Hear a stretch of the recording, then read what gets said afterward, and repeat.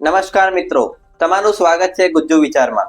આજની આ વિડીયોમાં આપણે જાણીશું કે અમેરિકા કેમ મોટા આર્થિક સંકટનો સામનો કરી રહ્યું છે। યુએસ નાણાકીય પતનની વૈશ્વિક સ્તરે શું અસર થશે? તો મિત્રો, અમેરિકાની અર્થતંત્ર સંપૂર્ણપણે લોકોના ખર્ચ પર જ આધાર રાખે છે, પણ હાલની પરિસ્થિતિ ઝડપથી બગડી રહી છે। મોંઘવારી સતત વધી રહી છે, લોકો જરૂરી વસ્તુઓ ખરીદવાથી બચી રહ્યા છે અને ક્રેડિટ કાર્ડનું દેવું ઇતિહાસમાં પ્રથમ વખત રેકોર્ડ સ્તરે પહોંચી ગયું છે। વ્યાજ દરો 20%થી વધુ થઈ ગયા છે, જેનાથી લોકો લીધેલા દેવું ચૂકવી શકતા નથી। રિટેલ સેલ્સમાં ભારે ગાબડું પડ્યું છે અને વોલમાર્ટ, ટાર્ગેટ જેવી મોટી કંપનીઓ પણ નુકસાન ભોગવી રહી છે।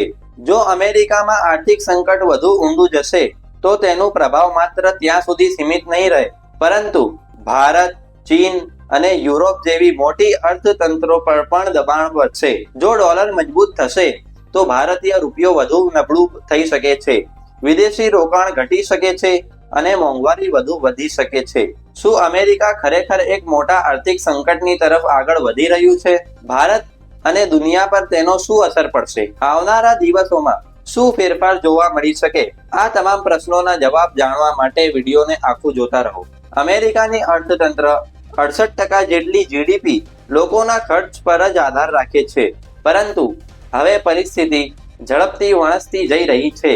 લોકોની આવક ખર્ચને પછાડી શકતી નથી અને ક્રેડિટ કાર્ડનું દેવું રેકોર્ડ સ્તરે પહોંચી ગયું છે।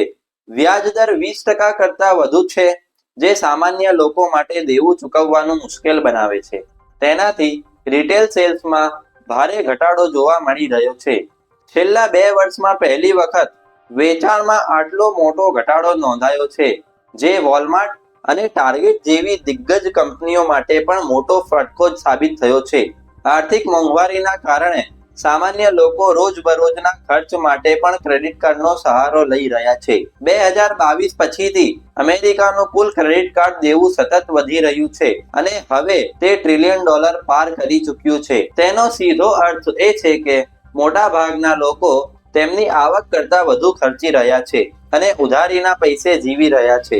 એક સમય હતો જ્યારે અમેરિકન પરિવારો પાસે બચત તરીકે પૂરતા પૈસા રહેતા, પણ હવે પરિસ્થિતિ બદલાઈ ગઈ છે। બચત ખાતાઓ ખાલી થઈ રહ્યા છે અને વધુ લોકો પોતાના રોજિંદા બિલ ભરી શકાય એટલા માટે પણ દેવું લઈ રહ્યા છે। American central bank federal reserve સતત વ્યાજદર વધારો કરી રહ્યું છે।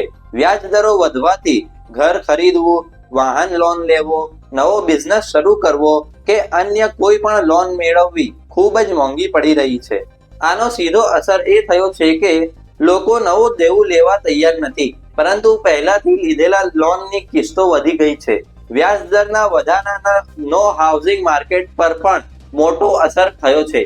જે લોકો અગાઉ સરળતાથી હોમ લોન લઈ શકતા, હવે તેઓ લોનની ઊંચી ઈએમઆઈના કારણે ઘર ખરીદતી વખતે પાછા હટતા રહ્યા છે। પરિણામે ન્યુયોર્ક, લોસ એન્જલસ જેવા મોટા શહેરોમાં રિયલ એસ્ટેટ માર્કેટ ઠપ થવા લાગ્યું છે। આર્થિક મંદીના પ્રભાવથી અમેરિકામાં નોકરીઓ પર પણ મોટો ફટકો પડ્યો છે। જ્યારે લોકો ઓછા ખર્ચ કરે છે, ત્યારે બજારમાં માંગ ઘટે છે અને તે સીધા કંપનીઓની આવક પર અસર કરે છે। એ જ કારણે અનેક મોટી અમેરિકન કંપનીઓ ખર્ચમાં કાપ મૂકવા માટે મોટા પાયે કર્મચારી છટણી કરી રહી છે। 2023 અને 2024માં ટેક, ઓટોમોબાઈલ અને રિટેલ સેક્ટરમાં લાખો નોકરીઓ જતી રહી છે। જો આ પ્રવાહ ચાલુ રહેશે તો અમેરિકા ખરેખર રિસેશન એટલે કે આર્થિક મંદી તરફ ધકેલાઈ શકે છે। ટેક સેક્ટરમાં 2022ના અંતથી છટણી શરૂ થઈ હતી અને 2023-24 દરમિયાન પણ એનું પ્રમાણ સતત વધી રહ્યું છે। કોરોના મહામારી પછી કંપનીઓએ ઝડપી વિસ્તરણ કર્યું હતું, પણ હવે જ્યારે ખર્ચ ઘટી રહ્યો છે, ત્યારે ટેક કંપનીઓ કર્મચારીઓને દૂર કરી રહી છે। ગૂગલ અને એમેઝોન 2024માં હજારો કર્મચારીઓને દૂર કર્યા છે। ખાસ કરીને ઓટોમોબાઈલ ઉદ્યોગમાં પણ આ વલણ જોવા મળી રહ્યું છે, જ્યાં ટેસ્લા અને ફોર્ડ જેવી કંપનીઓ મશીનરી અને ઓટોમેશન તરફ જઈ રહી છે, જેના કારણે મેન્યુઅલ કામદારો માટે નોકરીઓ ઓછી થઈ રહી છે।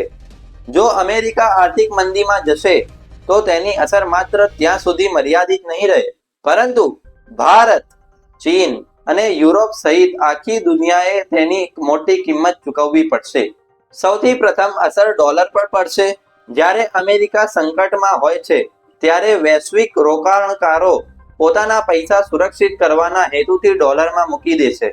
આના કારણે ભારતીય રૂપિયો નબળો થઈ શકે છે, મોંઘવારી વધી શકે છે અને આયાતિત વસ્તુઓ વધુ મોંઘી પડી શકે. પેટ્રોલ, ડીઝલ અને અન્ય રોજબરોજની વસ્તુઓની કિંમતો વધી શકે છે, જે સામાન્ય લોકો માટે વધુ પડકારજનક બની શકે છે.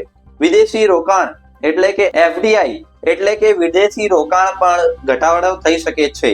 જ્યારે અમેરિકન અર્થતંત્ર નબળું પડે છે ત્યારે રોકાણકારો સુરક્ષાને પ્રાથમિકતા આપીને પૈસા બહાર ખેંચી લે છે, જેનાથી ભારતીય સ્ટાર્ટઅપ્સ અને બિઝનેસ પર અસર પડી શકે છે.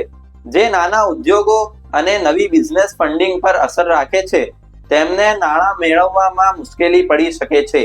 અમેરિકાની આર્થિક મંદીનો બીજો મોટો પ્રભાવ તેલના બજાર પર થશે. વૈશ્વિક મંદી અને અર્થતંત્રની અનિશ્ચિતતાને કારણે કાચા તેલની કિંમતો ઘણી વધઘટ થઈ શકે છે. ભારત, જે એક મોટો ક્રૂડ ઓઇલ આયાતક છે, તે માટે તેલની કિંમતોમાં વધઘટ બહુ મોટો આર્થિક પડકાર ઊભો કરી શકે છે.